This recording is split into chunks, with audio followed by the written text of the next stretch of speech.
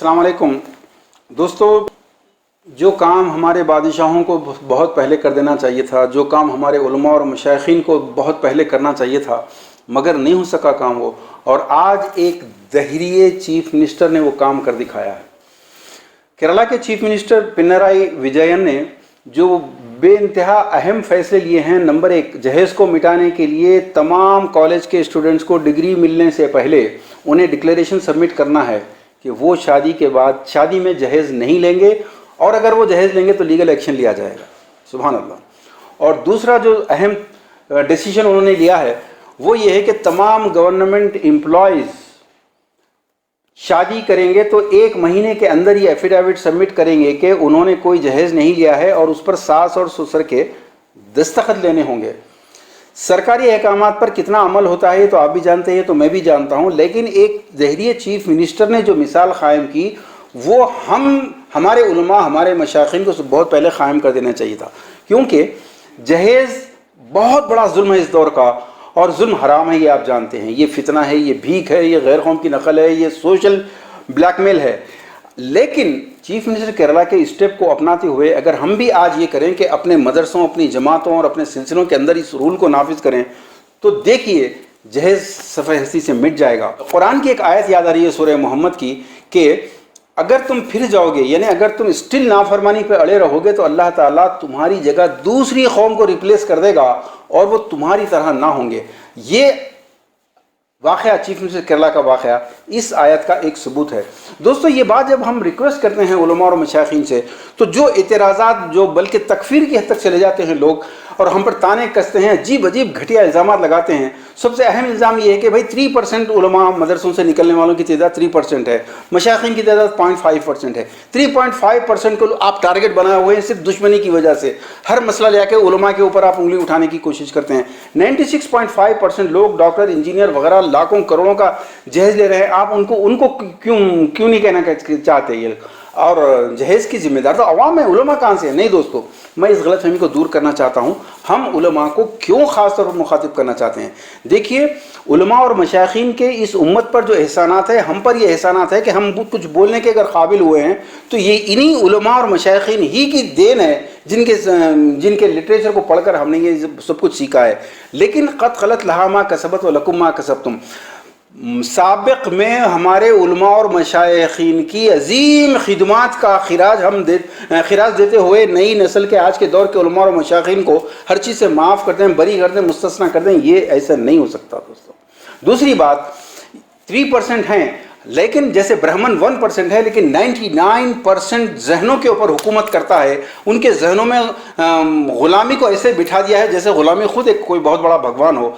बिल्कुल ऐसी तरह हम भी कभी इस्लाम आने से पहले यही रड्डी राव थे, हमारे दिमागों में भी वही पंडित परस्ती है, जो उन्होंने कहा मान लिया। कुरान जैसा कहता है कि तखज़ू अहबारहुम व रुहबानहुम अरबाबा मिन दूनिल्लाह, कि जो चीज़ को उन्होंने हलाल किया हमने कहा हलाल है, जो चीज़ को उन्होंने हराम कहा हमने कहा हराम है, हराम मान लिया उसको हमने। आज हमारी भी यही रविश है। फिर हम उलमा ही को क्यों ख़ास तौर पर रिक्वेस्ट करते हैं, उसकी वजह ये है कि मदरसों से निकलने के बाद चाहे कोई जुमे का खुतबा हो, कोई शब मेराज शब बारात का जलसा हो, कोई भी मजहबी उन्वान से जितनी भी होंगी, वहाँ पर सिर्फ उलमा को दाखिला दिया जाएगा। जुमा के खुतबों में मस्जिदों की कमेटी ये फैसला करती है कि सिर्फ आलिम खड़ा रहेगा वहाँ पर, बल्कि उलमा में बहुत बड़ी तादाद ऐसी भी है जो गैर आलिम की तकरीरों को सुनने से मना करते हुए, सख्त गुनाह करार देते हुए वीडियोस जारी करती है। तो चूँकि यही लोग मॉडल हैं, यही लोग हमारे मजहबी रहनुमा हैं, हमारे कायद हैं, हमारे मुरब्बी हैं, इन्हीं के मॉडल के ऊपर हम चलते हैं। तो इसलिए इस मॉडल को फॉलो करते हुए अवाम जिम्मेदार है, अवाम ही जिम्मेदार है इस जहेज़ की लानत की। लेकिन उनके पास मॉडल वो मुर्शिद हैं, उनके पास मॉडल वो उलमा हैं जो ऐसी शादियों में पहले जाके शरीक होते हैं। बात दरअसल ऐसी है दोस्तों कि जहेज़ के हराम होने में इनको कोई इख्तलाफ नहीं। ये जहेज़ के हराम होने, फजूल खर्चियों के हराम होने पर बहुत घंटों बोलते हैं। जो असल मसला था, ऐसी शादियों में शिरकत, शराब हराम है बोलना बड़ी बात नहीं है, शराब से रोकने का काम, ये लोग यही इनका जो रवैया है कि शिरकत करने का मामला जहाँ भी आता है वहाँ मुबहम बात करते हैं। क्यों? क्योंकि इनके उस्ताद ने कहा ही नहीं कि ऐसी दावतों में शिरकत करना हराम है। बैंक हराम, इंश्योरेंस हराम, दाढ़ी कटाना हराम, वगैरह वगैरह, फीमेल एजुकेशन हराम। ये इसलिए हराम का दिमाग में बैठ गया इनके कि यही बातें मिंबर से और जलसों से हराम बोली जाती हैं। لیکن ایسی شادیوں میں شرکت کرنا، میرے نبی صلی اللہ علیہ وسلم کی نکاح کے طریقے کو سختی سے اپنانا، میرے نبی صلی اللہ علیہ وسلم کی بیٹی خاتون جنت حضرت فاطمہ کی جو نکاح ہوا تھا یا حضرت علی کا ولیمہ جیسا ہوا تھا اس طریقے پر ہی کرنا حلال ہے، ورنہ جو بھی چیزیں اس میں شامل کی جائیں گی مہارانی جودھا بائی وغیرہ کی، یہ حرام ہے۔ ان کو کہا نہیں گیا، ان کے استاد نے بھی نہیں کہا، ان کے استاد کے استاد نے بھی نہیں کہا۔ کیوں کہ ان کے استاد کے استاد کے استاد کے زمانے میں، یعنی ہمارے اکابرین اور اسلاف کے زمانے میں جہیز تھا ہی نہیں، اس لیے وہ لوگوں نے نہیں کہا۔ لیکن آج تو کہہ سکتے ہیں نا دوستو، جہیز کیا ہے؟ 1 روپیہ جو والدین کے، لڑکی کے والدین سے خرچ کروایا جاتا ہے وہ جہیز ہے، وہ حرام ہے۔ رسم و رواج کے نام پہ ہو، فرمائش سے ہو، ڈیمانڈ سے ہو، بلیک میل سے ہو، کچھ بھی ہو۔ اور جہیز کی شکلیں مختلف ہوتی ہیں، کہیں کھانا، کہیں پراپرٹی، کہیں سامان وغیرہ وغیرہ، ہر چیز یہ جہیز ہے۔ اور یہ جہیز ہی ہے جو آج پوری امت کی غربت اور افلاس کا یہ جہیز ہی ذمہ دار ہے۔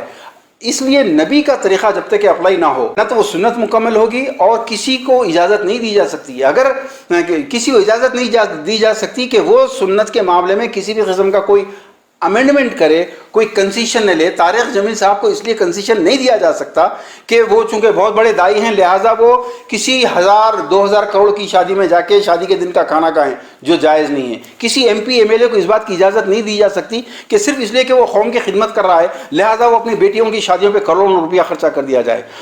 کسی تاجر کو صرف اس لیے کہ وہ جماعتوں کو اور مدرسوں کو فنڈنگ کرتا ہے اس لیے اجازت نہیں دی جا سکتی کہ وہ جیسے چاہے منگنی سانچک کرتا پھرے اپنی سوسائٹی میں۔ کسی شادی خانے والے کو، کسی بینکٹ ہال والے کو اس لیے یہ چیزوں ان کی انکم کو جائز قرار نہیں دیا جا سکتا کہ وہ دینی کام کرتے ہیں، نمازیں پڑھتے ہیں۔ کیا ان کو نہیں معلوم کہ ان کے بینکٹ ہال میں شراب خانہ کھولنا حرام ہے؟ وہ خود بولے کہ حرام ہے۔ تو پھر یہ جہیز، یہ منگنی، یہ جوڑے کی رقم لینے والی شادیوں کے لیے اڈے فراہم کرنا، میں جانتا ہوں چونکہ اس مسئلے پر علماء کہنا ہی نہیں چاہتے، اس لیے ان کے ذہن بالکل واضح ہیں کہ جی منگنی کے لیے شادی خانہ دو، شادی کے لیے، شادی کے دن کے کھانے کے لیے جیسا بھی دو، وہ کما رہے ہیں اور مست لاکھوں کما رہے ہیں، زمینوں پہ قبضے کر کے شادی خانے بنا کے کمائے چلے جا رہے ہیں۔